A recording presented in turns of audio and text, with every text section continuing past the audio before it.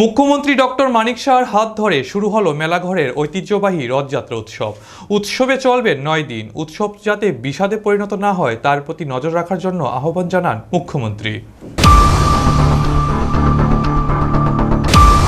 রাজ্যের ঐতিহ্যবাহী দীর্ঘ পুরনো রথযাত্রা হলো মেলাঘরের রথযাত্রা। বহু বছর ধরে এই রথযাত্রার ত্রিপুরা সহ গোটা দেশের কাছে প্রসিদ্ধ ও ঐতিহ্যবাহী। রাজ্যের মুখ্যমন্ত্রী অধ্যাপক ডক্টর মানিক সাহার হাত ধরে শনিবার থেকে মেলাঘরের জগন্নাথবাড়ি প্রাঙ্গণে শুরু হলো শ্রী শ্রী জগন্নাথ দেবের ৬০তম রথযাত্রা উৎসব। এদিন বিকেলে ৯ দিন ব্যাপী এই মেলার আনুষ্ঠানিক সূচনা করেন রাজ্যের মুখ্যমন্ত্রী ডক্টর মানিক সাহা। বক্তব্য রাখতে গিয়ে মুখ্যমন্ত্রী তুলে ধরেন মেলাঘর জগন্নাথ বাড়ির ইতিহাস। বলেন নতুন প্রজন্মকে সেই ইতিহাস মনে রাখা দরকার। পাশাপাশি তিনি গত বছরের কুমারঘাটের ফেরারতের দিনে মর্মান্তিক দুর্ঘটনার প্রসঙ্গ উল্লেখ করে সম্প্রীতির এই মিলনক্ষেত্র আনন্দের মধ্যে যেন কোনো বিষাদের সুর না বাজে সেদিকে সকলকে দৃষ্টি রাখার জন্য অনুরোধ করলেন। এছাড়াও তিনি দেশের কৃষ্টি সংস্কৃতিকে মনে করিয়ে দিতে পুরাণ প্রসঙ্গ তুলে ধরে বলেন পুরাণেও উল্লেখ রয়েছে এই রথযাত্রা উৎসবের কথা। তিনি আগামী দিনগুলিতে সমগ্র রাজ্যবাসীকে রথযাত্রা উৎসবের শুভেচ্ছা জানিয়ে সুষ্ঠু এবং সজাগ দৃষ্টি রেখে উৎসবের আনন্দ উপভোগ করার আহ্বান রাখেন।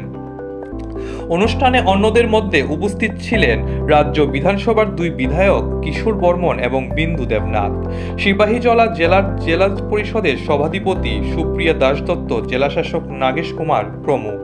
উল্লেখ্য, তথ্য সংস্কৃতি দপ্তর এবং মেলাঘর পৌর পরিষদের উদ্যোগে আয়োজিত এই মেলার প্রতিদিন সন্ধ্যায় থাকছে রাজ্যের খ্যাতনামা শিল্পীদের পরিবেশনায় মনোজ্ঞ সাংস্কৃতিক অনুষ্ঠান। মেলায় মোট ৪০০টি স্টল তাদের বিক্রয় সামগ্রী সাজিয়েছে।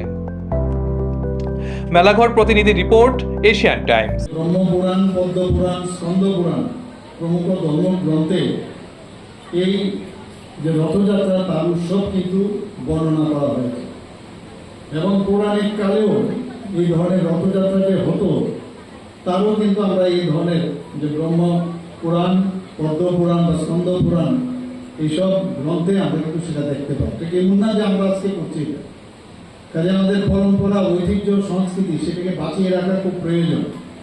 আমি এবার কিছুদিন আগে সেখানে উড়িষ্যাতে আমি গিয়েছিলাম। উড়িষ্যাতে একটা ওখানে ওট টেকিং সিরিমনি ছিল। আপনারা জানেন ওখানে একটা নতুন আমাদের সরকার, আমাদের যে পার্টির সরকার সেখানে গঠন হয়েছে। সেখানে যাওয়ার পর সেদিন ওই দিনই রাতে আমি গেলাম পুরীতে জগন্নাথ মন্দিরে।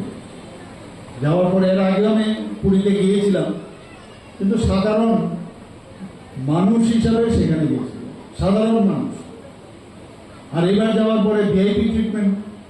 কিন্তু সত্যি বলতে কি, সেই সাধারণ মানুষ হিসাবে যখন ওখানে গিয়েছিলাম তার যে আনন্দ এবং অনুভূতি, এবার কিন্তু সে অনুভূতিটা আমি পাইনি। মানে সাধারণ থাকাটা কিন্তু ভালো, এবং একটাই খালি দরজা খোলা হতো, সেই দরজাটা এবং একটাই খোলা ছিল।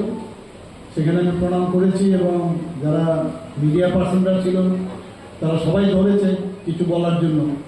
আমার যা যা বলার আমি বলেছি, কিন্তু এরপরের দিনই শুনুন, জাস্ট নেক্সট ডে, যে এতদিন ধরে যে বাকি যে দরজাগুলো বন্ধ ছিল সেগুলোও খুলে দেওয়া হয়।